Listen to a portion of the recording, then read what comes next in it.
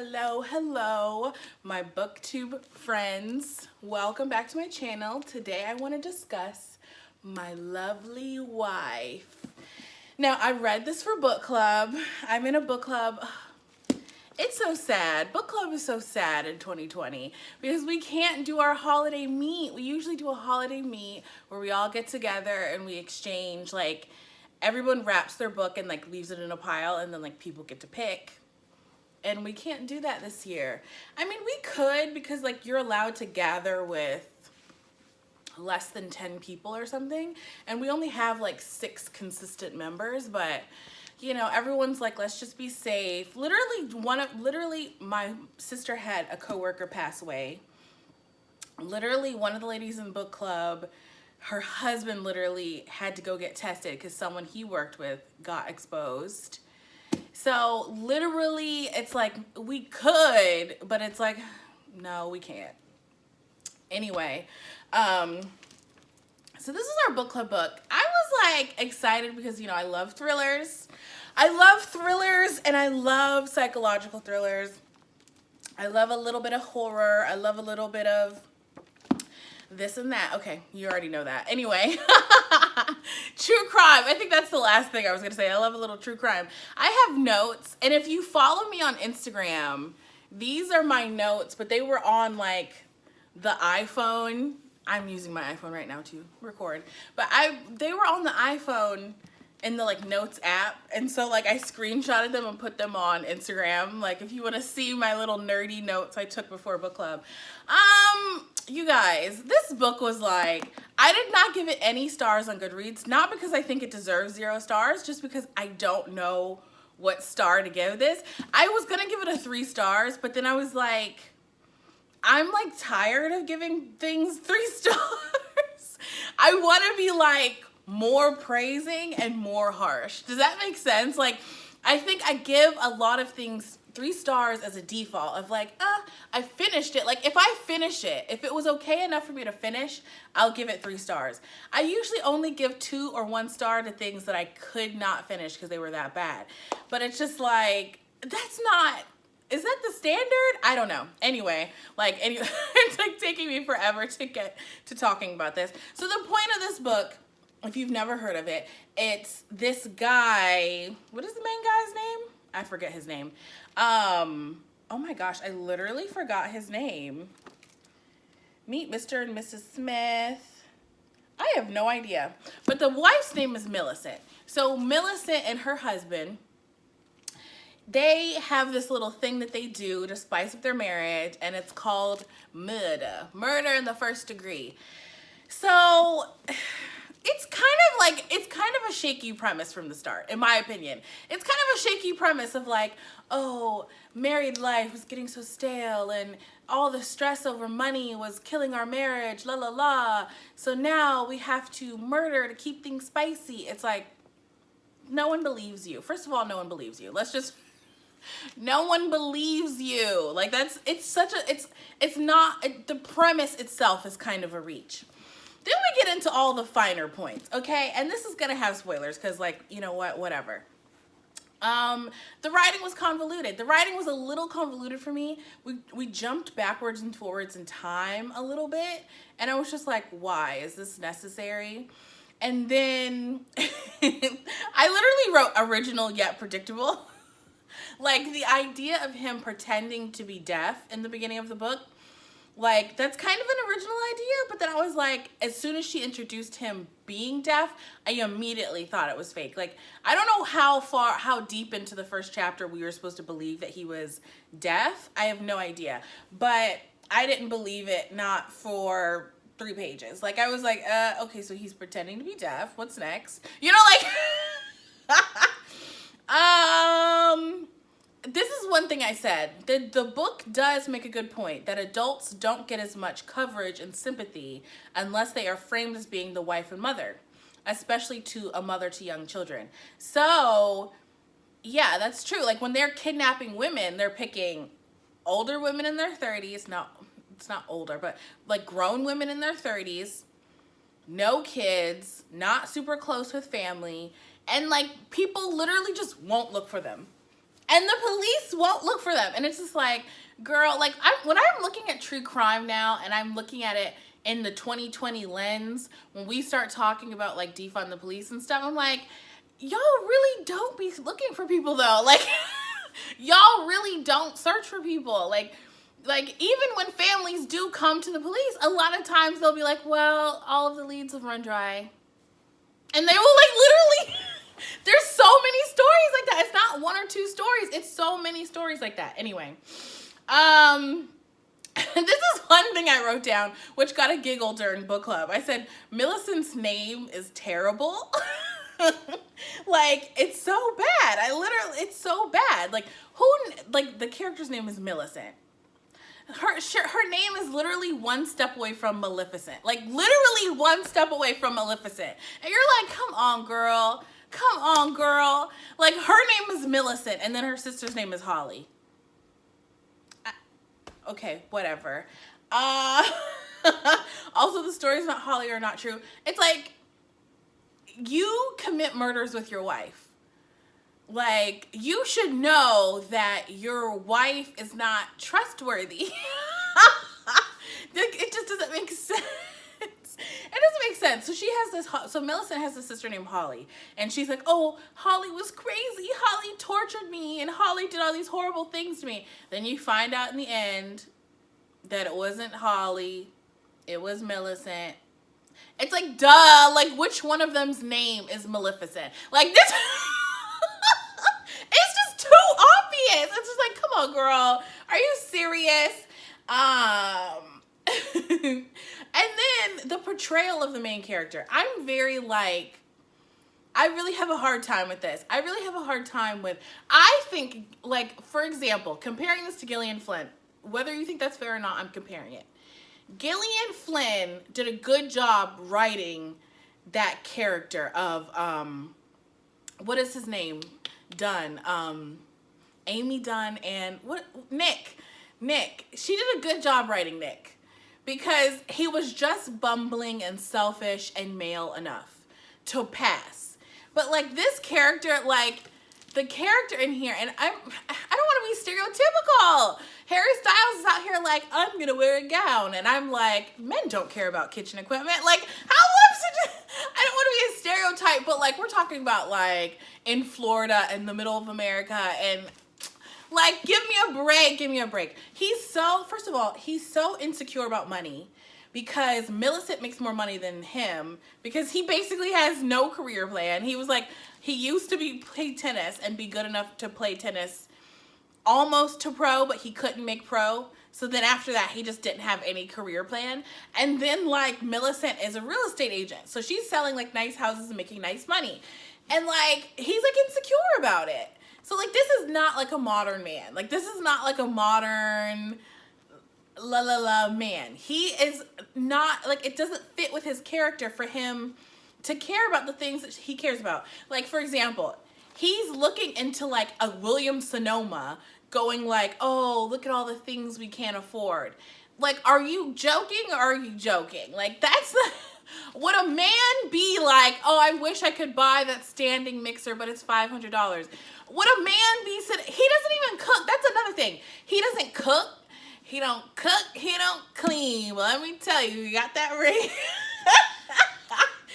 doesn't cook. He doesn't cook. Why would he care about all of the kitchen equipment he can't buy? So that's one thing. I'm like, okay, you're writing from the female perspective into a male character and you're not filtering it, sweetie. And that's one thing. And then the next thing is he was talking about what's her name's lip gloss, and she's like lipstick, and he's like, she's wearing an apricot lipstick. And I'm like, he's not thinking apricot lipstick. And then whenever he's talking about the female detective, he's analyzing her pantsuits like he's on Project Runway. I'm like, girl, stop. He doesn't care about, like, maybe I can't. Goodbye. The characterization was not great. It was super wonky. The next thing I didn't like about the characterization was that he and his wife are like killers for fun. They're like murder for fun. They murder to keep the spice in their marriage, to have a little secret between the two of them and be cute and adorable and all that.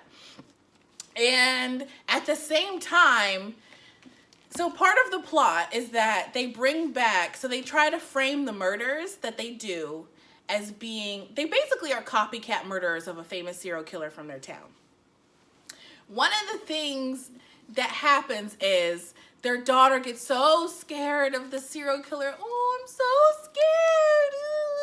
Oh gosh, I'm gonna cut off all my hair and I'm gonna cry and I need therapy. And I brought a knife to school to protect myself. Like, it's just like, it's like, first of all, I don't care about anything going on with the daughter.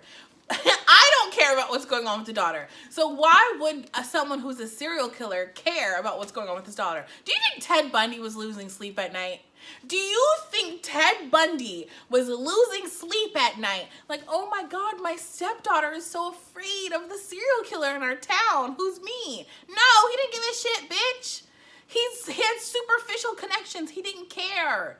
He didn't care. He was like, okay, she's scared, and she should be scared. I might like go get a log and bludgeon her to death. That might be something I might do. I mean, she should be scared. Like, you know, like, first of all, part of why people kill is to take the power back. So she kind of portrays their relationship as being out of control money-wise, and part of how they take the power back is that they kill, and that gives them like their like control over something. It gives them, they can't afford a fancy vacation, but they can afford to murder someone because murder is free-ish, you know, like, so no, it doesn't make any sense. That literally doesn't make sense, because when his daughter is scared, a real sociopath or a real psychopath wouldn't care. Like, he wouldn't care. He wouldn't be like, oh no, my daughter is scared. He wouldn't care. He really genuinely wouldn't care. He wouldn't care about. And there's another woman who was in love with the serial killer and she got so sad and all this kind of stuff. Her whole storyline didn't make too much sense. I'm not even going to get into that.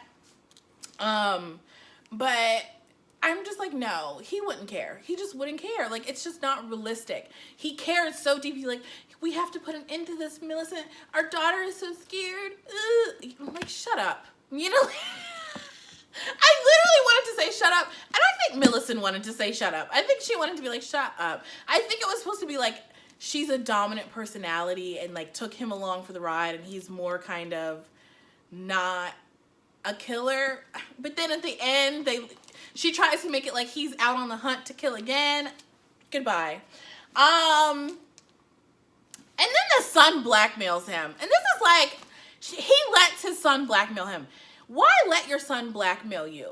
Because this is the plot point, the major plot point that didn't make sense to me. When he is like, I cheated on Millicent, it's a big fucking secret. It's like, why do you care? I guess Millicent wants control, but at the same time, does she really believe that you're going to send your husband out scouting for people, scouting for women, and he's not going to sleep with anybody? Like, he's out all night. Where do you think he is? Where do you think he is? What do you think he's doing? Like, you send him out all night, and then he comes home the next day. What do you think he was doing with the woman he was scouting? What do you think? And this is what I'm saying. It doesn't make any sense. It doesn't make any sense. And then in the end, she's like, I killed all these women because you were cheating on me. And it's like, girl, goodbye. Goodbye. You killed all those women because you like to kill people. Don't try to... Stop. Okay, what was next? Oh, I already said all that. Murder as escapism from money troubles, question mark? Oh, and then there's like this character in the book, because it gets involved. They bring up like this old serial killer, right? Like, so they pretend, like, let's say it's Ted Bundy, because he's called Owen in the book, but who cares? Let's say it's like Ted Bundy. Let's say I was committing crimes with my husband and we were staging it as if it was like Ted Bundy came back to life. You know, like, let's say that Ted Bundy was never caught. That's the thing. And we're pretending like we're staging these murders like Ted Bundy. Okay. So there's this guy who's following the case, and his name is Josh.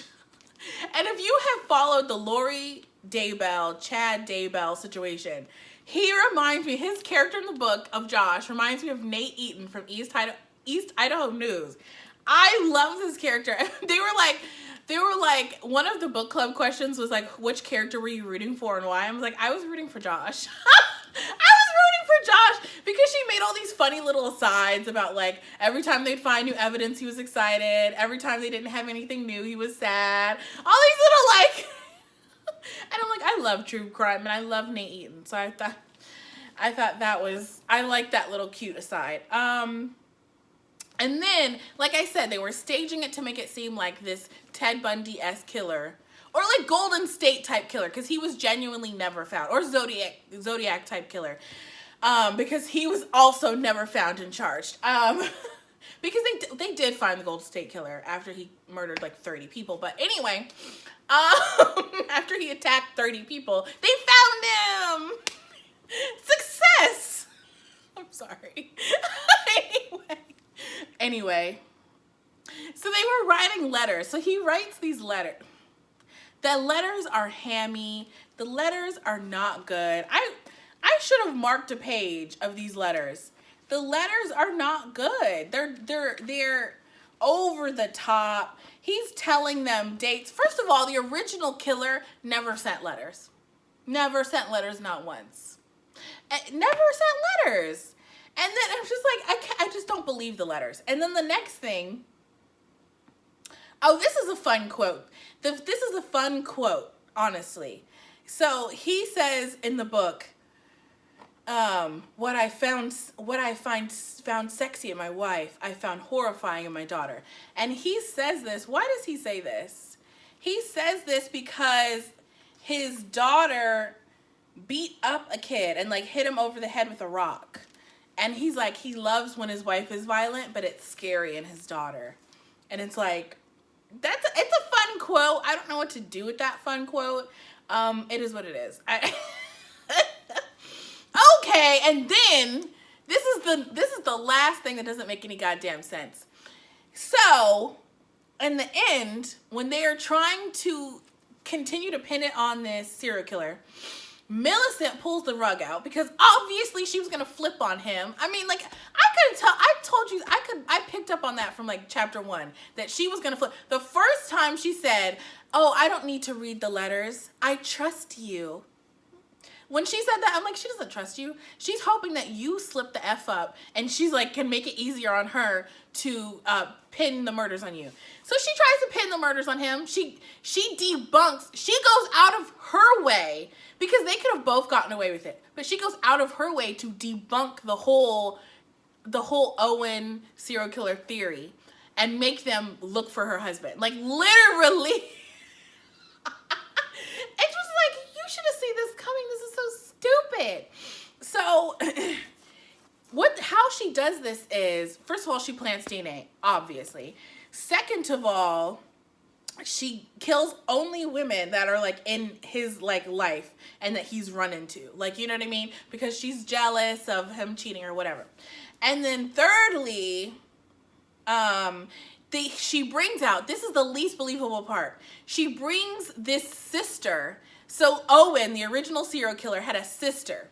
And the reason he didn't get caught is because he and his sister ran away to Europe. But when they're hearing that someone new is blaming murders on Owen, she comes back to clear Owen's name and say, Owen doesn't do these new murders. The families deserve to know that he didn't do these new murders. Now, all of a sudden, you give a F about the victims? Your brother's a serial killer, how? Who are you talking to? You don't make any sense. It doesn't make any sense. And you ran away to Europe. It's like, why would you want to run away to Europe with your serial killer brother? Why would you ever do that? That whole thing didn't make sense. I was like, no way. No fucking way. That didn't make any no. And then, girl, I can't. That just didn't make sense. That whole ending part didn't actually make sense. The whole end of the book doesn't make sense. It really doesn't. But I'm like, you know what? Screw it. I'm done. I'm done. Let me close the laptop. I'm finished. And that's all I have to say about this book. I mean, what star should I get? I had so many problems with it. Is it 3 stars? It was highly readable. I read it in 3 days. It just didn't make any goddamn sense what I was reading. I don't know what to give that.